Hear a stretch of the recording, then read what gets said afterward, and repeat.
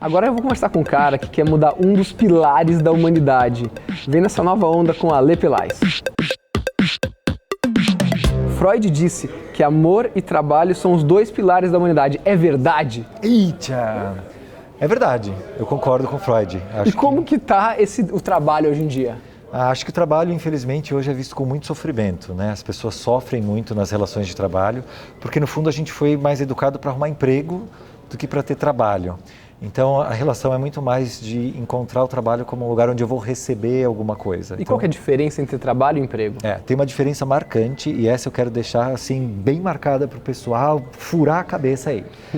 Emprego é uma relação sua com um empregador. É uma relação muito simples, né? Muito simplificada, em que você vai entregar um pedacinho de tudo que você pode fazer, de toda a criatividade, de toda a maravilha da sua individualidade. Você entrega um pedacinho assim para um cara que está escrito no teu cargo. E o cara, de tudo que ele poderia te oferecer de desenvolvimento e até de grana, ele também te dá um pedacinho. Então vira uma relação muito pobre. Cada um dá um pouquinho do que tem. Isso, nenhum dos dois está dando o seu máximo. E trabalho, segundo Freud? Trabalho, na verdade, é a sua relação com o mundo. Né? É a forma em que você encontra de trabalhar toda a sua energia produtiva e criativa em serviço do mundo, quando você coloca para fora produzindo alguma coisa. Não precisa ser necessariamente remunerado. As pessoas encontram muito esse vínculo quando fazem trabalho voluntário. Sim. Então assim, eu vou, eu faço, eu enxergo a diferença, mas eu não preciso receber. E no mundo do trabalho profissionalizado, a pessoa só quer fazer se for ter uma contrapartida. Então, se a gente olhar na história do trabalho, o modelo que mais deu certo e que foi mais aplicado é um modelo em que a gente dava muito foco para os negócios e pouco foco para as pessoas. Então, é um modelo chamado autoridade e obediência ou comando e controle, como ele é mais estudado. É isso aí. Então, você pega, identifica um cara interessante, que é melhor do que os outros, que fala melhor, que tem mais línguas, que tem mais conhecimento, e ele é promovido a chefe dos outros.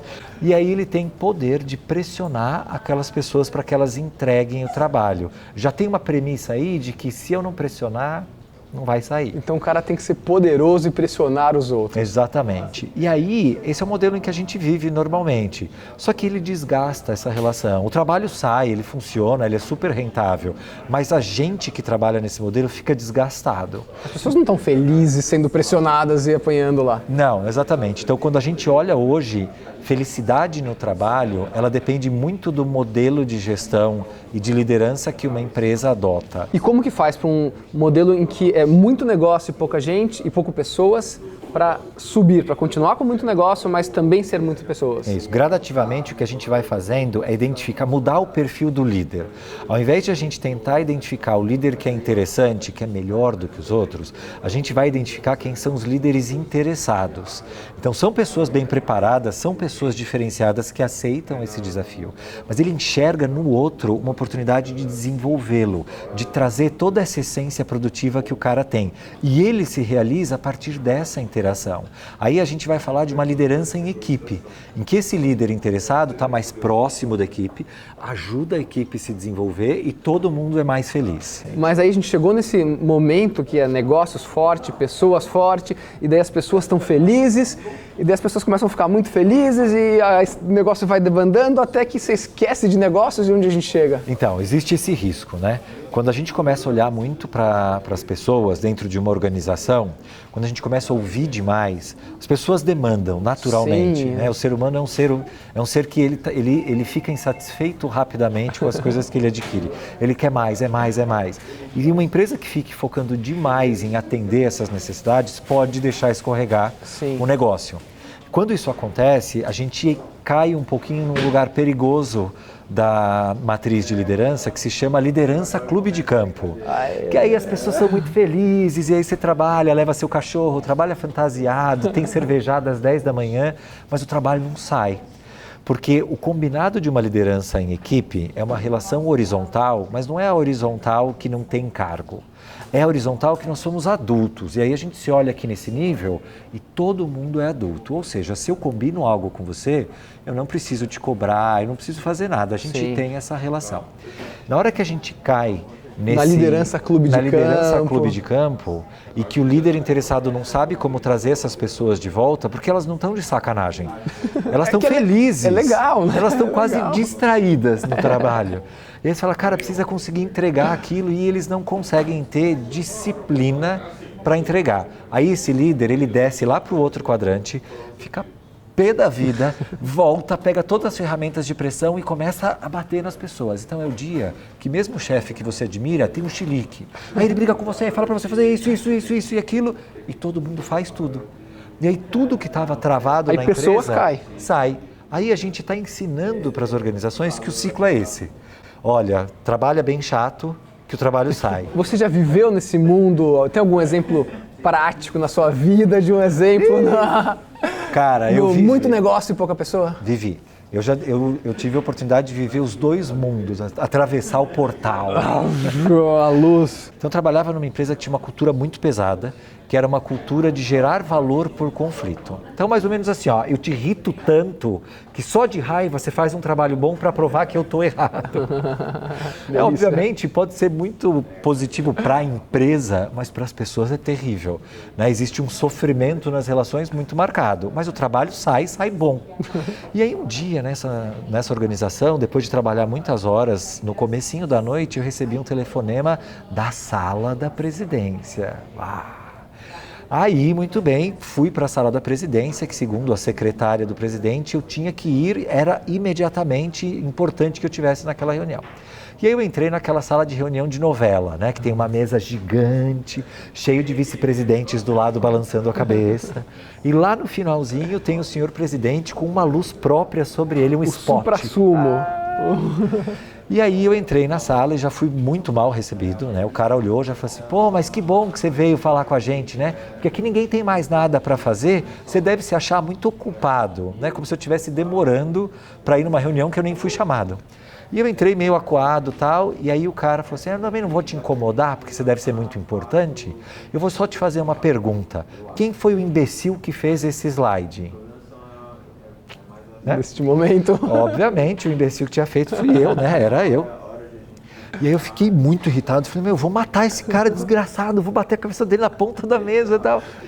E aí, cara, ele entrou numa de começar a fazer uma onda de assédio. E assim, porque só um idiota não entende como essa empresa funciona. Nós somos uma empresa que no último trimestre vende 10 mais do que no primeiro. Este gráfico é linear, está errado. E aí ele falava. E aí na minha cabeça começou a passar Kill Bill.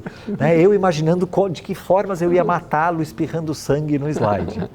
E aí quando ele acabou de fazer toda essa cena, eu estava realmente muito nervoso. E ele estava completamente errado na análise do gráfico que ele estava fazendo. E aí eu também muito nervoso, olhei para ele e falei assim, então tá bom, realmente eu sou muito ocupado e eu vou responder sua pergunta com uma pergunta. Sabe ler? Aí fiz aquele silêncio na sala, sei. Você pode ler o título deste maldito slide? Aí ele leu o título, custos fixos. E eu respondi, bom, custos fixos não variam, senão iam chamar custos variáveis. Você tem mais alguma dúvida?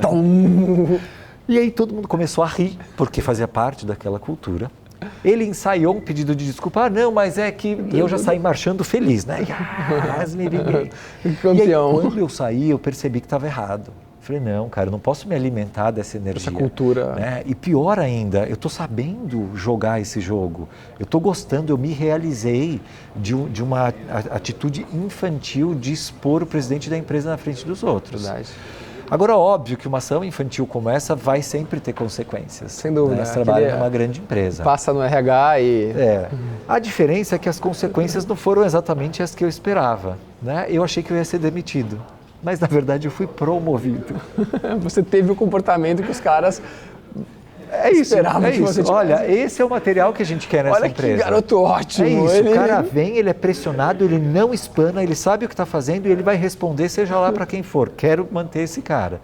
E aí eu entendi que eu estava sendo alimentado de um lado negativo do mundo organizacional. Foi a primeira vez que eu percebi que a cultura organizacional começa a ficar colada em você. E você não percebe Você não percebe. Então, a gente precisa ter muita atenção com relação ao meio em que você se envolve dentro de uma organização. Esse foi um lado. E você já viveu o outro lado? Vivi. Aí, Alguns anos depois, eu tive algumas outras experiências positivas em empresas com culturas mais nobres e mais humanas. E eu resolvi que eu ia estudar modelos de gestão. Eu queria encontrar empresas que tivessem modelos diferenciados. Tá. E aí eu conheci uma empresa americana. É uma empresa que tem 12 mil funcionários e não tem chefe nem tem cargos. E aí foi como entrar num novo mundo de relacionamento do trabalho. Então as pessoas, na verdade, elas não têm o cargo rígido, mas elas têm um compromisso principal. Elas têm uma função. Isso, elas têm um papel que elas vão desempenhar e isso é combinado no começo da empresa. O lance todo de não ter cargo é simplesmente para deixar claro que você é maior do que aquele cargo pode sugerir. Então, se a gente combinar que eu venho para a tua empresa desempenhar um determinado papel, eu posso fazer este papel e mais um montão de coisas. Quando eu falo para você que você é analista financeiro nível 2, é como se eu falasse que é só isso que me importa. Sua caixinha é essa. É isso. Eu te coloco numa cápsula.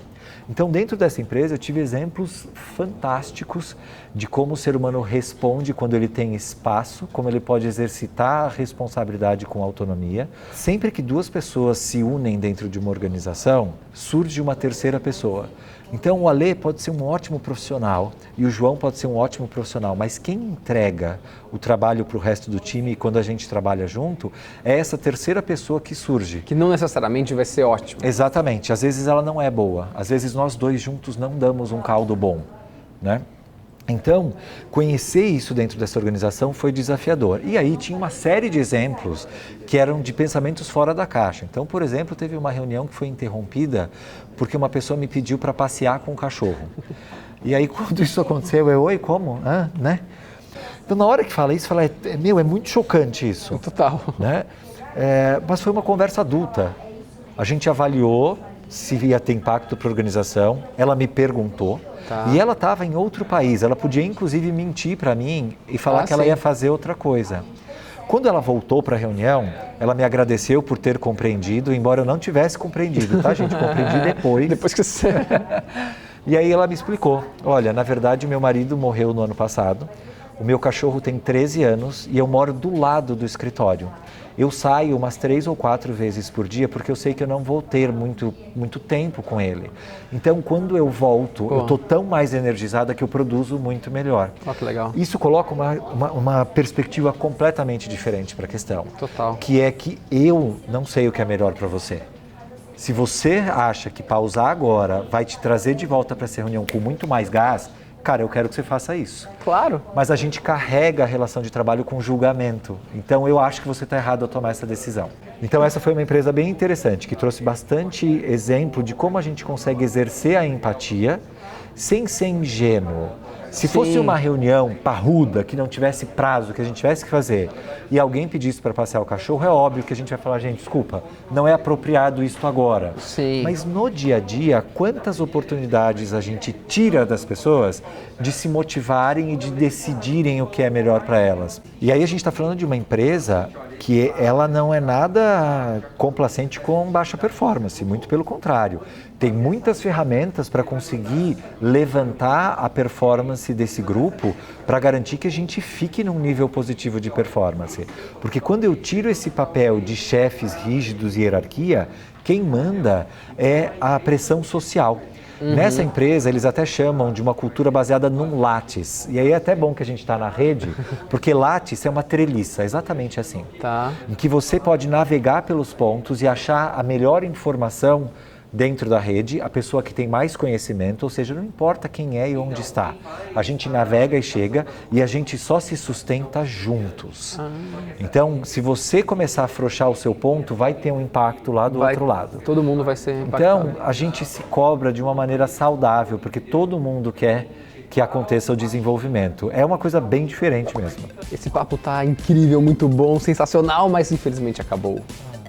Então não perca o próximo vídeo. Valeu! Curte, compartilha, comenta e valeu!